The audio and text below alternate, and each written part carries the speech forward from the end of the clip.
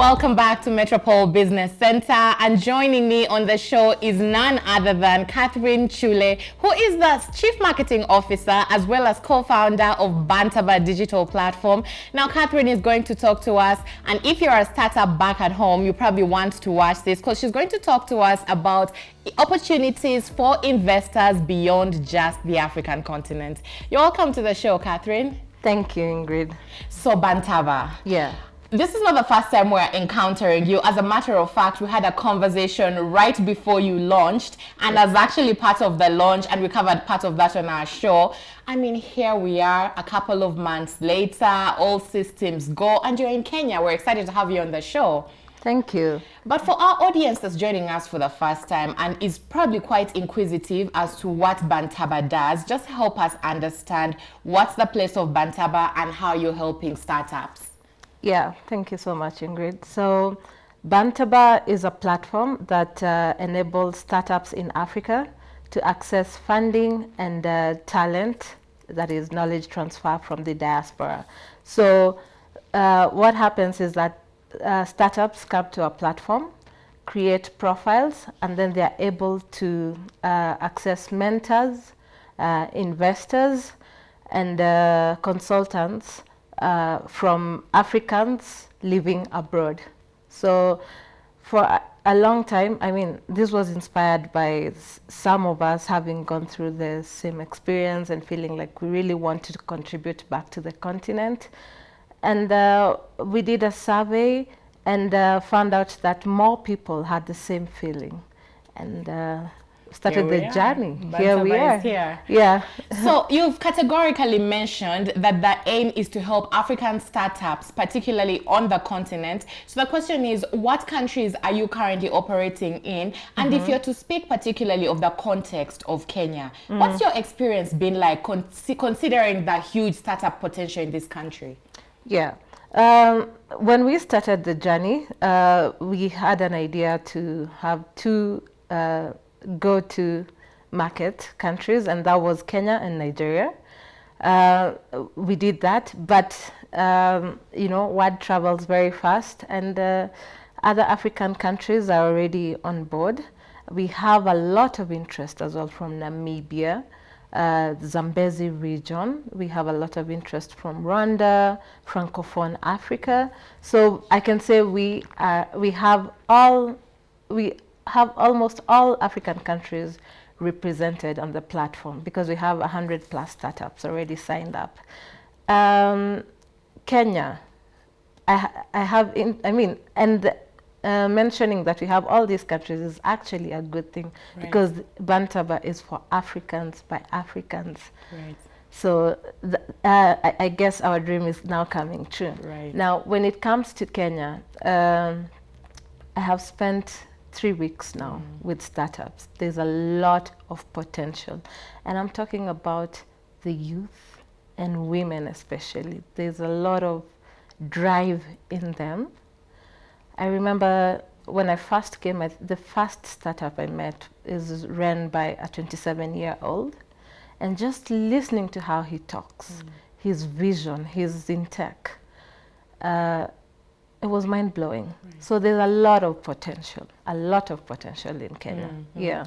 With that being said, and now you're actually on the ground, you know, a lot of the times you'll see people who come up with projects such as these. The idea is so brilliant. There's definitely a need in the market. But then when you get to the ground, you're faced with a number of challenges now when you start to deal directly with the startups. Yeah. So with these 3 weeks that you've been in Kenya, what has your experience been like? What has the reception been like? Even through your interactions with these various startups, what have been some of your key findings?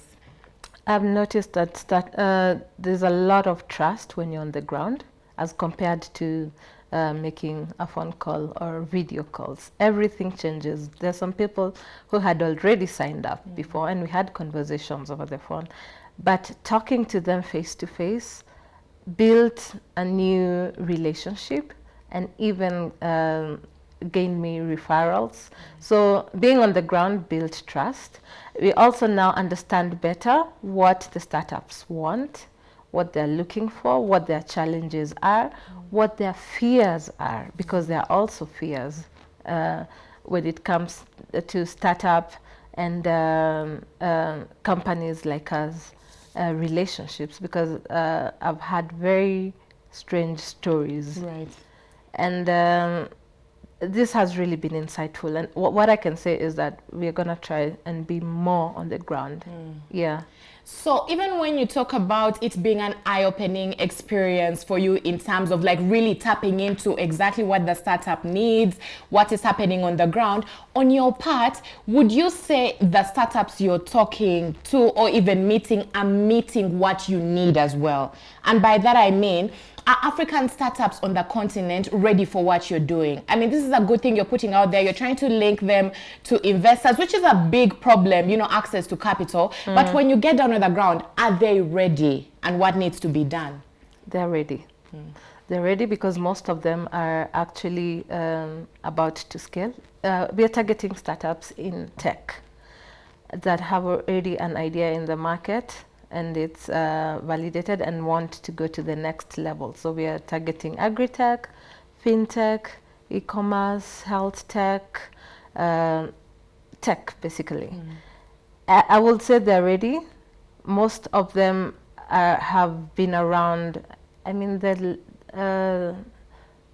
one that has been leased on the ground has probably been around for 8 months. Most of them have been around for 2 years.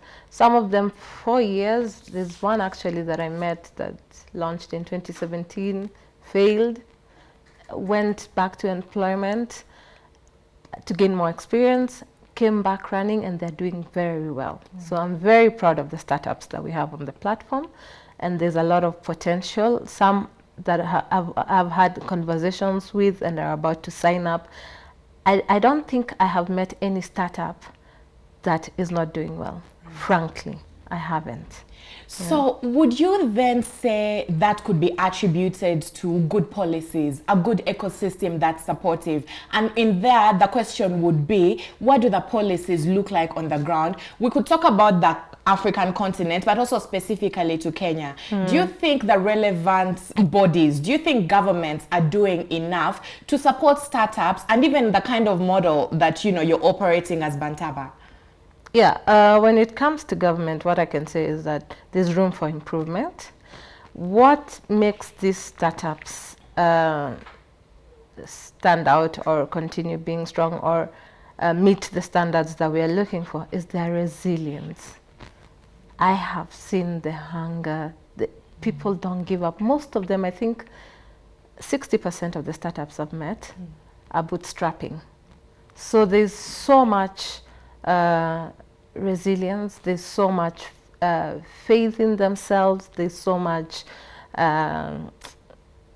will to fight and make this thing work. So it's a lot on the individuals.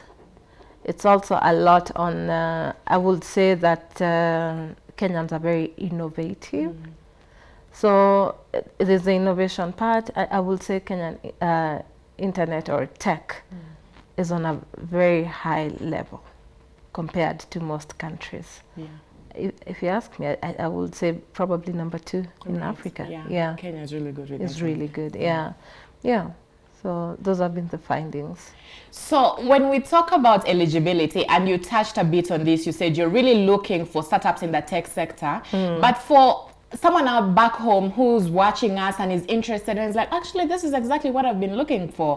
What exactly are you looking for? For someone who's trying to join that platform, what qualifies them beyond just, you know, being in the tech sector? What else as Bantabah are you looking for?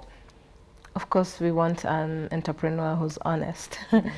But other than working with startups directly, we are also working, we want to work with the hubs.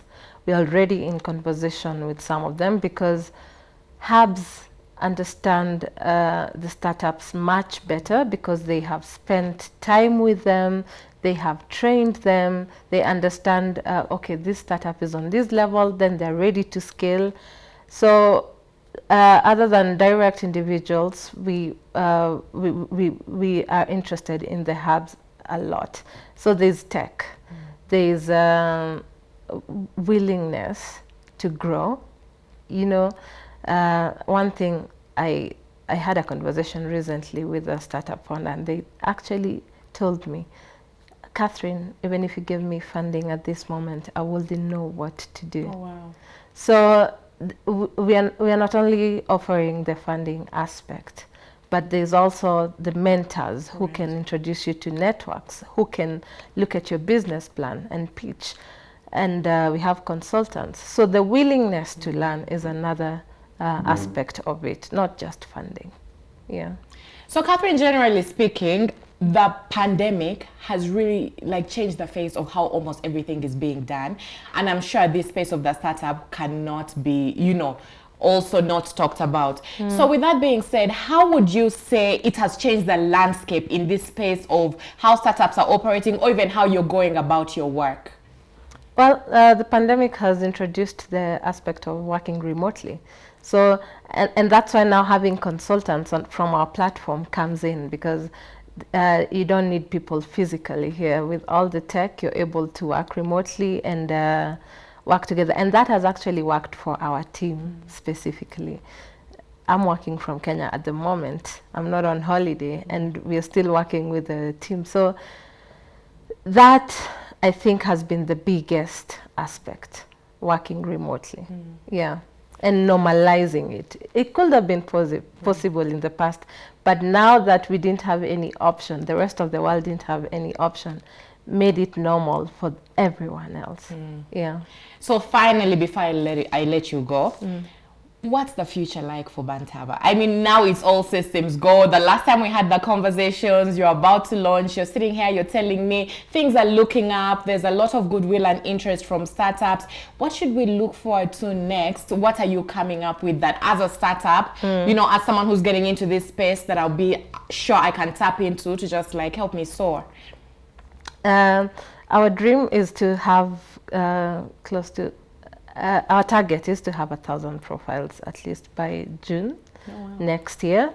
Actually, in 2 weeks, we are introducing a lot of features in the platform. So that's something that people already in the platform and those who are about to sign up should look up to.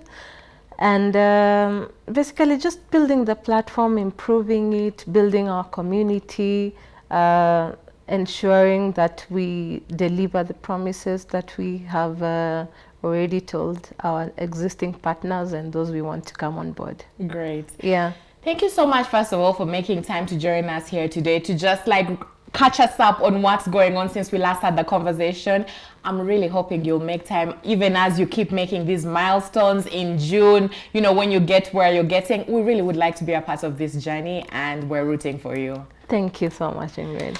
That's where we wrap it up today on Metropole Business Center. Thank you very much for making time to watch. And remember, you can send your queries about this conversation, feedback to our social media handles at Metropole TV KE on Facebook, Instagram, and Twitter. For now, enjoy the rest of our viewing.